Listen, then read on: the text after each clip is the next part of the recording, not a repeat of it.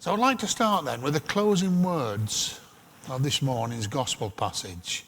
Verse 33 reads, "None of you can become my disciple if you do not give up all your possessions."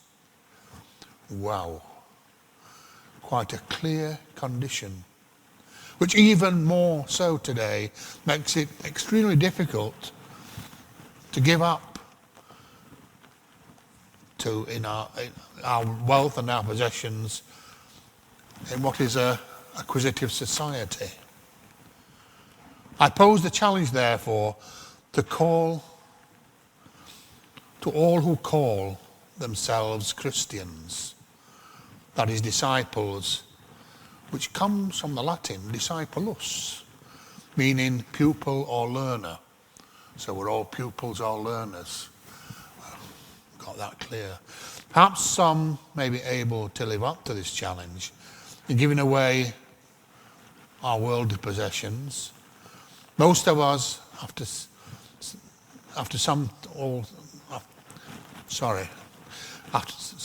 all, sometimes long for the more simple, uncluttered life. But could you measure up to the challenges at the beginning of this passage? Let me just remind you of those. Whoever comes to me and does not hate father and mother, wife and children, brothers and sisters, yes, even life itself, cannot be my disciple. Whoever does not carry the cross and follow me cannot be my disciple. Now, there are some preachments during the year that are difficult, Trinity being one of them. This is probably even more difficult than Trinity. How do you become a Christian with those sort of conditions?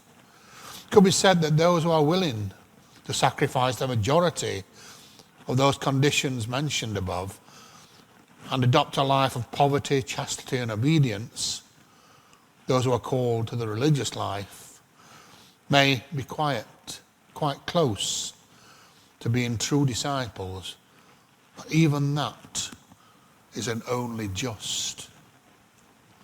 So what about ourselves? Even Rob, I'm sure Lizzie, Sue and myself are included in this category. Can we live up to those rigorous, almost impossible of Jesus' definitions of a disciple? I don't think I can. The passage, some others, are often termed the cost of discipleship. So how do we measure up? Let's just have a look at the list for a moment. So you can't become my disciple unless you hate father, mother, wife, children, brothers and sisters, even life itself. A pretty tall order. There may be times when we don't like our brothers and sisters and we fall out, particularly when they borrowed something of ours, especially when they break them. And I'm talking about toys when we were younger. I was constantly arguing with my sister. I had two, but it was the elder one that took my things. We may get annoyed at mums and dads when they make impossible conditions for us. When they don't let us do something we think is quite sensible. Stay out all night. Stay home and play video games instead of going to bed. Eat sweets instead of sprouts and broccoli. We might occasionally shout at our children when they're hours late in coming back from somewhere, or when they open and spill out a tin of paint, particularly when you told them not to touch. I'm sure we've all had similar experiences. But then, to hate your life? Now I know we all get a bit down or fed up occasionally, but to hate life? And at the end of the passage, he tells us, you cannot become my disciple if you don't give up all your possessions. Now, whilst there are some things we may be willing to give up, all of our possessions, it's pretty difficult. This all seems a bit extreme. So why does Jesus ask people to give up all these things, to become his followers, his disciples? I must admit, I found it hard to understand myself until I read some explanation about the people to which Jesus was speaking. This was by a particular bishop who's very useful, Tom Wright. He writes things about what the passages mean. First of all, he said, let's remember that there are lots of people there. In verse 25, he said, large crowds are travelling with him.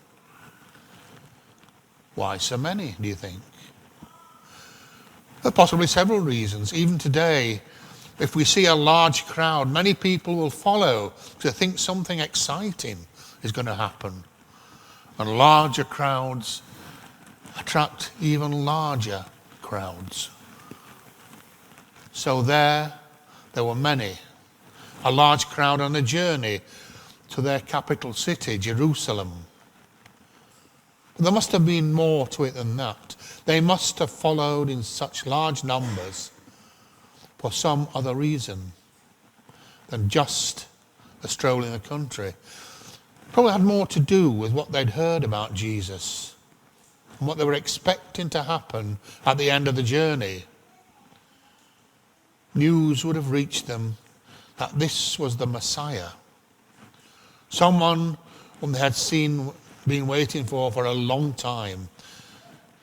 There's great expectation in the Jewish faith for one who would come and bring them a better life, bringing God's kingdom, as they were promised, would be theirs.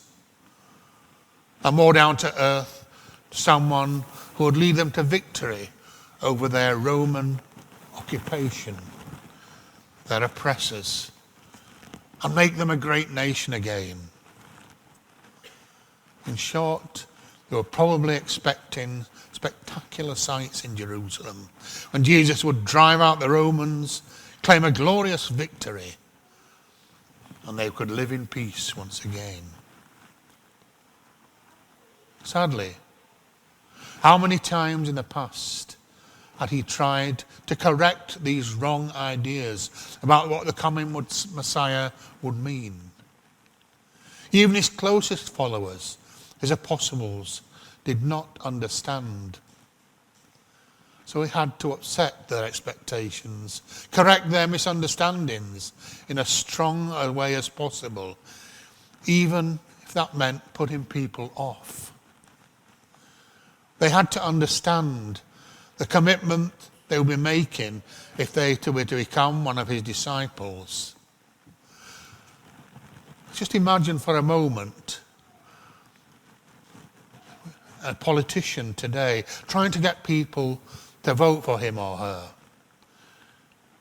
You can think of Nigel Farage if you want, or President Trump. On behalf of the Reality Party, I would like to present my manifesto. Vote for me, and I promise you'll lose all your home, your money. Your family will be split up and taken away from you. You'll pay higher taxes. I will lower your wages and make sure that you will lose everything that you love best. That doesn't sound like a vote-winning speech, does it? Alternatively, what about an appeal to join a medical team on a life-saving mission to a remote community cut off from civilization in the tropical mountains somewhere? I'm asking for a volunteer to carry heavy loads up steep mountain paths. At some stage, the paths will get so steep you'll have to leave behind the donkey, leave your own personal possessions, and put your lives at great risk. At this point, you'll have to send your last messages to home, to your families, because some will not make it. Such a speech may still not seem attractive, but at least it makes better sense than the politician. This second speech is probably nearer to what Jesus was saying. Following Jesus can be a risky business. It requires a high level of personal commitment. Now, the way Jesus speaks to the crowd that he's following would have been understood by his hearers of their day as a figure of speech. People, particularly preachers and prophets in those days, spoke in a very stark, black and white term. No shades of grey, no softening of tone for those Jewish hearers. It may not have sounded as impossible to them as it does now to us. Nevertheless, the same message is still there. To follow Jesus is a serious commitment, a lifetime and life-changing decision, which we do not enter into lightly. Not swept along by the crowd as in today's gospel, on a tide of high emotion. Discipleship is an all or nothing challenge. We may not be able to achieve the rigorous requirements laid down in this passage. We may never measure up. Being a Christian, however, means that we never stop trying, slowly working towards those ideals that Jesus demanded of his disciples. We are not meet the ideals laid down in this passage, but we should never stop trying, striving to attain the best we can be. So finally, returning to the politician of the reality party, I'd like to finish with a reality check. The final sentence of the gospel reads, "For therefore none of you can become my disciples if you do not give up all your possessions." We may not be ready to do that yet, but unless we can increase our income as a church, then as a church we'll plain and simply not be able to pay our bills. Due to large increases in items of our budget, we will be several £1,000s in debt. The choice we are faced with is either to increase our income or to pay our bills. So it's a good time to begin thinking about the commitments and responsibilities of being a disciple. Maybe we might not be able to give up all our possessions, but we'll be better disciples if we don't cling on to them so tightly. Possessions, as Jesus terms them here, are the material things which we surround ourselves with and constrict us from attaining the real treasures in life. Early this week, we had a tag meeting, a group on Tuesday afternoons.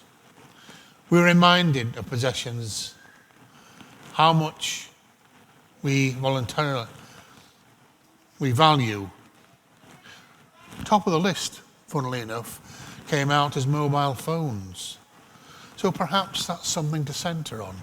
Could you put your mobile phone to one side in your pursuit of discipleship?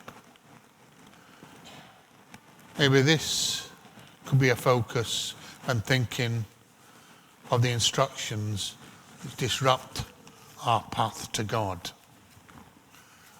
What can we give up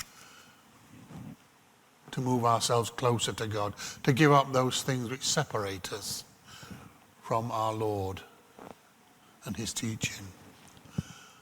Can and you give up your phones, I'll leave it with that thought.